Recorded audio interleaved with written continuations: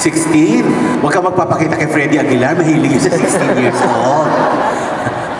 Kung si Venus Rush, major problem. Kay Freddy Aguilar, minor problem. You know Freddy Aguilar? Ano alam mo tungkol Freddy Aguilar? Humarap ka raw ng konti para kasali ka sa estampida. Anak, say anak. Anak mo siya?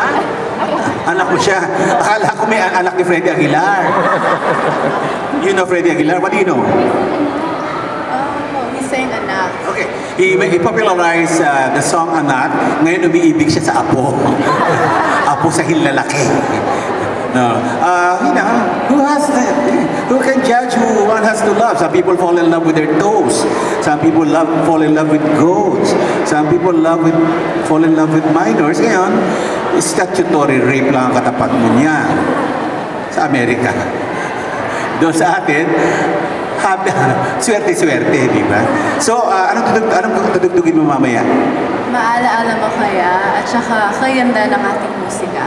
Naaalala ko pa maganda ang ating musika, kaya lang paminsan-minsan meron akong Alzheimer's.